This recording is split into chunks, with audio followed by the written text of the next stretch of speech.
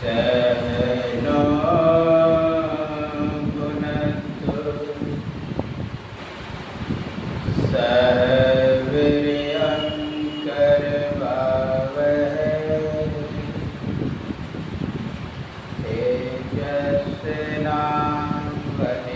तेजस्विनावधीतमस्तु मा विद्विषावहै।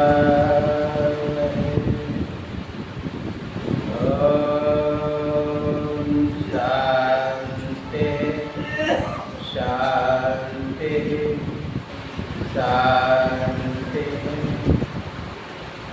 श्री सद्गुरु महाराज की जय। श्री सद्गुरु महाराज की जय। श्री सद्गुरु महाराज की जय। सर्वत्र रूप में विराजमान आराध्य देव भगवती जनमन व्यक्त रूप में मंचस्थ बंदो महापुरुष श्री चरणारविंदम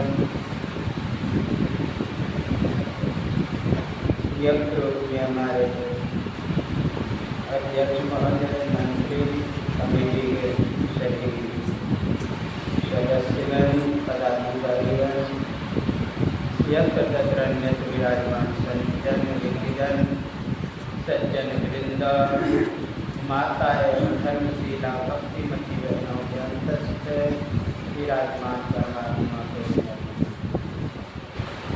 अभी आप लोग यत्र तत्र से पाक्षिक ज्ञान के चौथे दिन के प्रथम पारी के सत्संग में इकट्ठे हुए हैं।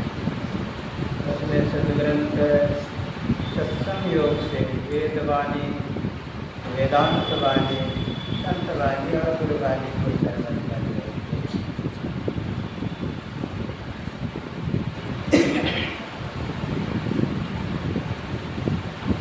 योग के संबंध में विशेष प्रधानता से बात है कि योग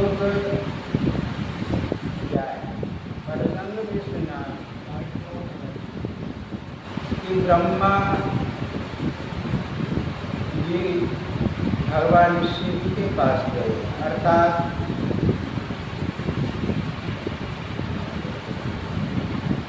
चतुरानंद पंचानंद के पास और कहते हैं प्रभु आपके स्वरूप को प्राप्त करने के लिए आपके उस तत्व को प्राप्त करने के लिए क्या करना चाहिए। तो विस्तार रूप से भगवान शिव योग और ज्ञान के संबंध में व्यक्त करते हैं। वैसे तो योग के प्रवर्तक भगवान शिव माने जाते हैं, लेकिन वैष्णव लोग योग के प्रवर्तक शिव को नहीं मानते। वैष्णव लोग पतंजलि मुनि को योग का प्रवर्तक मानते,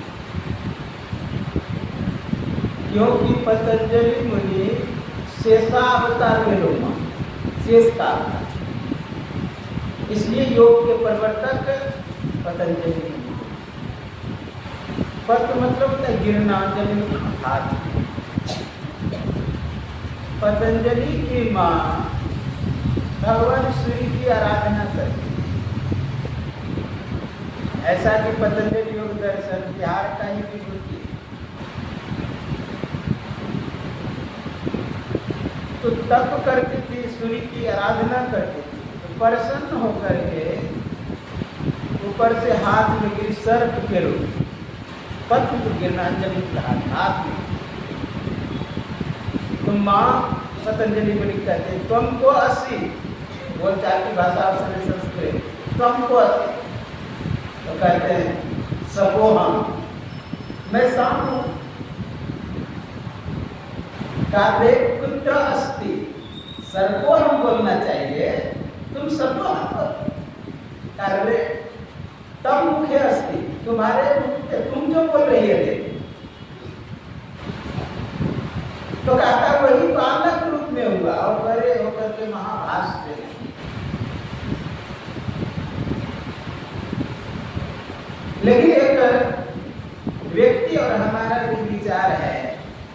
पतंजलि मुनि जो है सूत्र को कर्मबद्ध किया, आविष्कार है। आविष्कार तो भगवान शिव ही किए, लेकिन योग छिड़ियाया हुआ था सिस्टेमिक ढंग में।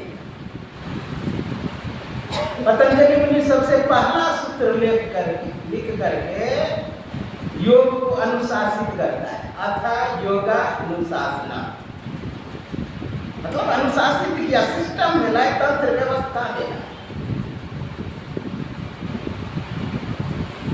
मान लिए ज्ञान, नियम, आसन, प्राणायाम, प्रत्याहार, धारणा, ध्यान, समाधि, ये सिस्टम है। अब पहले हम आसन करने से पहले प्राणायाम करने लगे, ध्यान करने लगे, तो ठीक नहीं, ये सिस्टम है।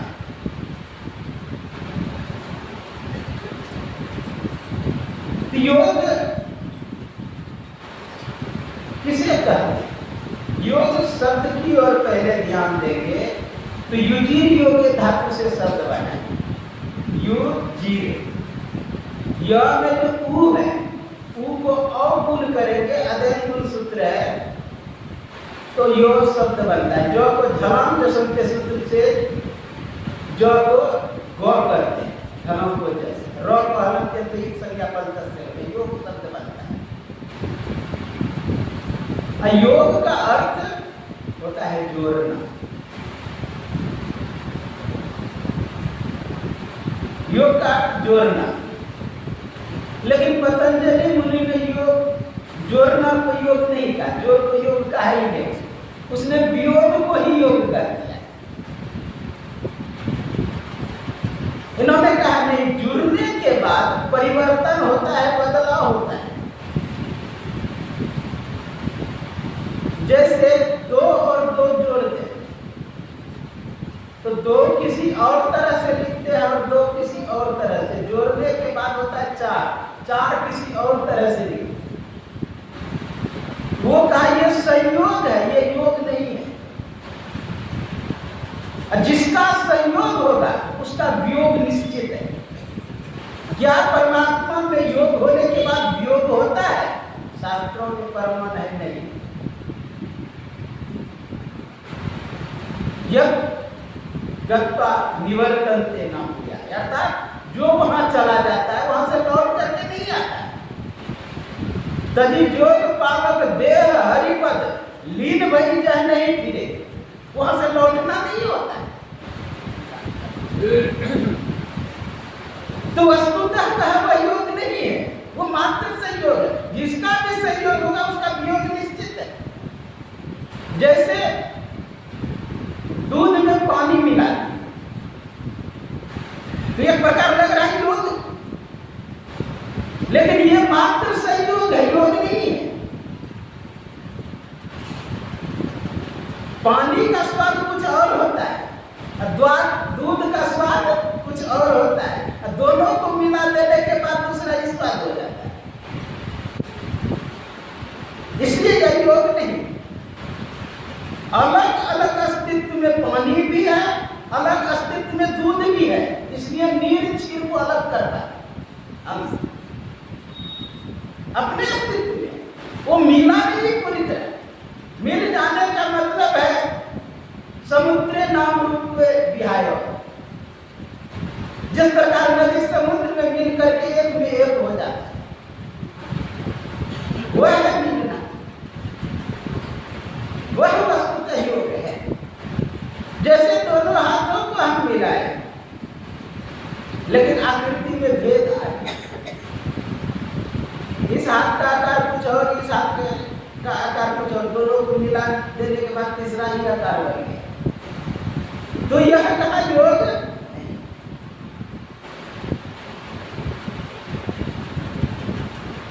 मिलके एक में एक हो जाना वस्तु है।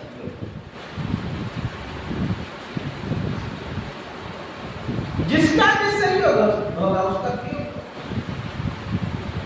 जैसे आंख से रूप को देखे, क्या रूप को देखने के बाद हमारे अंदर कुछ हलचल हुआ?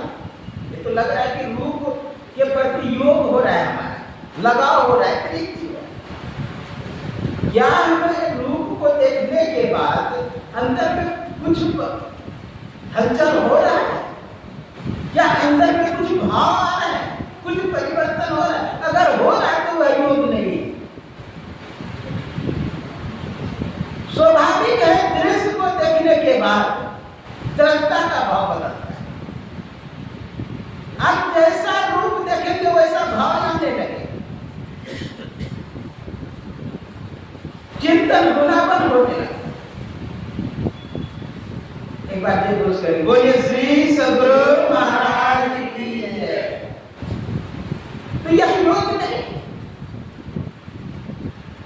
पतंजलि मुनि ने कहा योग को योग, अर्थात हमारा असंख्य चित्तवृत्ति बना हुआ है, पैर में घुस गया है, हाथ में घुस गया है, नाखून में घुस गया, आंख कान नाक आदि इंद्रियों में घुस गया है। इससे वियोग होकर, अर्थात आंखों से वियोग हो जाना, कानों से वियोग हो जाना, नासिका से वियोग हो जाना, हाथ पैर आदि इंद्रियों से वियोग हो जाना।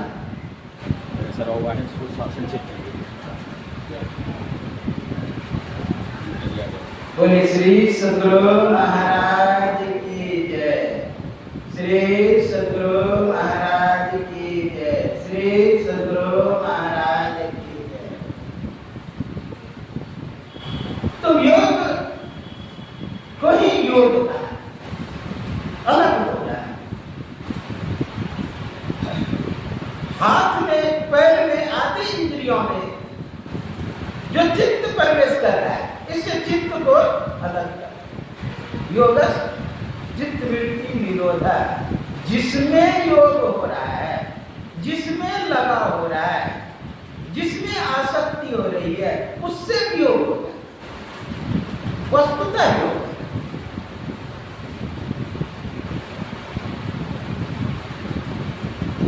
हम मानस ध्यान करते हैं, मानस जप करते हैं, मानस जप मानस ध्यान, ये भी सहयोग है। कैवल्य हो जाना वस्तुतः योग। इसलिए हम लोगों को चाहिए कि चित्त वृत्ति जो असंख्य बना हुआ है उधर से निकल, दोनों भावों के बीच में जो कहा है, एक दृश्य की करी संसरी जाने जोगी कहिए सोई। जोगी कौन है? जो दोनों दृष्टियों को एक करता है। एक बार द्रोणाचार्य परीक्षा ले रहे, पांचों भाइयों का, तो लक्ष्य रखा एक मूर्ति कि भाई मूर्ति को दो भागों में विभक्त करना है। नकुल आया घोड़े पर बैठ करके गले पर तलवार से वार किया, दो टुकड़ों में विभक्त हो गया। फिर दूसरे भाई को बुलाया, किसको? मूर्ति को तीन टुकड़े में विभक्त करना है। दोनों हाथ में तलवार लिया, घोड़े को चलाया, एक कमर पे तलवार मारा, एक गर्दन में मारा, तीन टुकड़े में विभक्त हो गए। अर्जुन ने कहा कि आप बताना कौन सा लक्ष्य है, कितने टुकड़े में विभक्त करना है?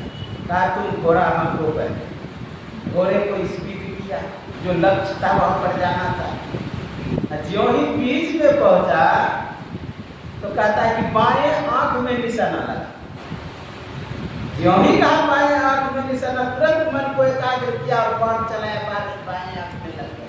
कहा कि अर्जुन तुम धनुर्धर ही नहीं, तुम योगी हो। एक दृश्य की करी संसरी जाने योगी कहिए सोई। जो दोनों दृष्टियों को एक करना, वह योगी है। ठीक है, बाहर वाला वेश उनका खंडन किया गुरु नानक देव जी विवाणी में। जोग न खिंता, जोग न रंडे, जोग न वस्त्र चराइए, जोग न मुंदी मुरी बुराइए, जोग न सिंगी बाइए, अंजन माही निरंजन रहिए, जोग जुगति विपाइए, गलती जोग न होइए। कहा गुदरी पहनने से कोई जोगी नहीं होता। जोग न खिंता, जोग न डंडे, डंडे रखने से जोगी नहीं होता। जोग भस्म चढ़ाने से नहीं होता। मुंदी पूरा माथा मुड़ा लेने से जोगी नहीं होता। कहा अंजन माही निरंजन, संसार में रहते हुए सांसारिकता से परे रहें, तभी हम योगी कहेंगे। पता नहीं कितना देर बोलने की संकेत दिया हमें। श्री सद्गुरु बोली श्री सद्गुरु महाराज की जय। श्री सद्गुरु महाराज की जय। 8 बजे तक आप 8 बजे तक बोलिए ना। 8 बजे तक आप के बाद 8 घंटा बोलेंगे। बोली श्री सद्गुरु महाराज की जय। श्री सद्गुरु महाराज की जय। श्री सद्गुरु महाराज की जय।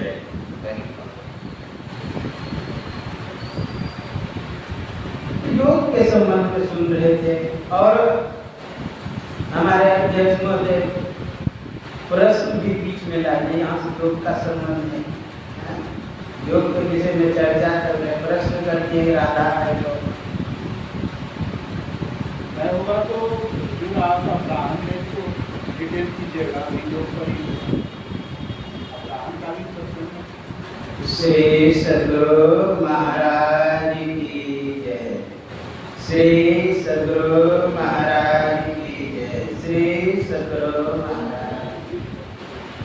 तभी पाठ में आप लोग सुने कि योगहीनम कथम ज्ञानम, अर्थात योगहीन मनुष्य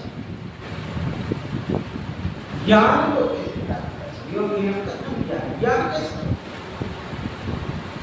धर्म ते विरति योग ते ज्ञाना, ज्ञान मोक्ष प्रद वेद बना। कहा कि धर्म से वैराग्य होता है और योग से ज्ञान। बाहर का जितना भी ज्ञान आप अंदर डाल रहे हैं, यह एक प्रकार का हौद का ज्ञान है। हौद समझते हैं जिसमें पानी रखते हैं, और हौद कहता है मैं उतना ही देने में समर्थ हूं जितना मेरे में डालोगे। लेकिन अगर कुआं बना दिया जाए तो कुआं कहता है मेरे से तुम जितना निकाल सकते हो, क्योंकि जितना निकालो उतना मेरे अंदर नहीं झरना स्फुटित होने वाला है। अंदर का ज्ञान कुएं की तरह और बाहर का ज्ञान एक हौद की तरह, एक तालाब की तरह। इसलिए संतों ने आंतरिक ज्ञान पर विशेष जोर दिया। ज्ञानान मोक्ष मोक्ष, जिस ज्ञान से मुक्ति होती है वह कोई और ज्ञान है। बाहर के ज्ञानों का खंडन है। पाणिनि मुनि बहुत बड़े ज्ञानी, व्याकरणाचार्य, लेकिन अंदर का अहिंसा वृत्ति भी शांत नहीं। पतंजलि मुनि जो थे वह तो थे, पाणिनि एक बहुत बड़े व्याकरणाचार्य। पाणिनि और कात्यायन दोनों गुरु भाई थे, दोनों एक ही गुरुकुल में संयोग से दोनों में झगड़ा हो गया। तो पाणिनि ने सोचा मुझे पढ़ना ही नहीं है, भाग गए तपस्या करने। भगवान शिव का तपस्या के घोर तप किए तो भगवान शिव प्रसन्न हो गए। एक नाम है उनका आशुतोष। आशु मतलब शीघ्र, तोष मतलब कृपा करना, जो शीघ्र कृपा। अब भगवान शिव आगे नाचते हुए निरता वसाने नटराज राजो नानाद ढक्काम नव पंच भारम होतर् तु काम सनकाद सिद्ध ये तद विमर्शे शिव सूत्र जालम। नृत्य करते हुए भगवान शंकर नृत्य, नटराज राज, नटों का जो राजा है नटराज। ननाद ढक्कम यानी शब्द किया, ढक्कम का डमरू, ननाद ढक्कम नवपंच बार, 9 और 5 बार बजाए। उसी से 14 सूत्र आई कुंडली गिरती और चलन मुंडन जबै गड़द अपगड़द कबै ससर ऐसे 14 सूत्र को 5000 सूत्र में पानी मिलेगा। और उसी का जो साथी था कात्यायन, उसने उस पर वार्तिक लिख दिया। क्रोध में आके पानी ने कहा कि तुमने क्यों मेरे पर वार्तिक लिखा, वृत्ति कहा कि इसलिए का बच्चे का बुद्धि थोड़ा कमजोर होता है, समझने में सुविधा हो। कहा तुमने मेरे बच्चे का बुद्धि कमजोर कर दिया, क्योंकि एक धातु का अनेक अर्थ होता है, एक सूत्र का हम बहुत चीज में प्रयोग कर सकते हैं, लेकिन तुमने दायरा में बांध दिया। मैं तुम्हें श्राप देता हूँ कि तुम्हें बाघ खा जाएगा। अब बोलिए उतना करेंगे तो कहा कि मुझे तो आपने श्राप दिया ही, मैं तो सुलभता ही, लेकिन मैं भी आपको श्राप देता हूँ कि तुम्हें बाघ खा जाएगा। असंयोग देखिए, जंगल में पढ़ा रहे एक सूत्र आता व्याघ्र, बस वो पढ़ा रहे थे, उसी समय बाघ आया, बस दोनों को खा। कहने का वह केवल बाहरी विद्या से, बाहरी ज्ञान से आपकी अंदर का चित्तवृत्ति शांत नहीं होने वाला है। बाहर का कितना भी उपलब्ध कर लीजिए, वही तो कर हनुमान से भगवान राम बहुत शांत कथा कविता। ऐसे तो कहा पहले केवल उपनिषद पढ़ो तुम्हें मुक्ति मिल जाएगी, शांति मिल जाएगी। कहा महाराज मैं पढ़ चुका हूँ, कहा ईसा दिनों उपनिषद पढ़ो, कहा वह भी मैं पढ़ चुका, 101 उपनिषद पढ़ो, वह भी मैं पढ़ चुका हूँ। तब भगवान राम कहते बहुत शांत कथा करते रोग मध्य पीड़ित की अन्वेष्टव्य प्रयत्न मारुते ज्योतिरांतरम। बहुत से साधनों को मतने से क्या प्रयोजन, केवल अंतर की ज्योतियों का खोज करो। और आगे लिखते अधित्य चतुरो वेदांत सर्वशास्त्रान्य नेक्षा ब्रह्म तत्व न जानाति दर्वे पाप संयता। कहा कि अधित्य चतुरो वेदांत, चारों वेदों को अधीन कर लेने पर अधित्य, चतुरो मतलब चार होता है, चतुरो मतलब चतुर भी होता है। अधित्य चतुर यानी चारों वेदों में चतुर हो जाए। अधित्य चतुर सर्वशास्त्रान्य, सर्व दर्शन जो आस्तिक है, सर्वशास्त्र नेक 18 पुराण नेक सा ब्रह्म तत्व न जाना थी। अगर ब्रह्म तत्व को नहीं जाना तो दर्वी पाप रसम यथा। उसी प्रकार है जिस प्रकार कक्षीय में प्रकार व्यंजनों को बताती है, लेकिन उनके स्वाद को नहीं जानता है। इसलिए कबीर ने जो ज्ञान प्राप्त किया, नानक ने जो ज्ञान प्राप्त किया, गुरु महाराज जो ज्ञान प्राप्त किया, वह होता है योग से। धर्म से विरति योग से ज्ञाना, ज्ञान पक्ष भेद बताना। ये जो पाक्षिक ध्यान है, इसी के योग करने के लिए, उस ज्ञान को प्राप्त करने के लिए तो आप लोग करते रहेंगे, एक न एक दिन उस ज्ञान को उपलब्ध हो जाएंगे, तो अपना परम कल्याण हो जाएगा।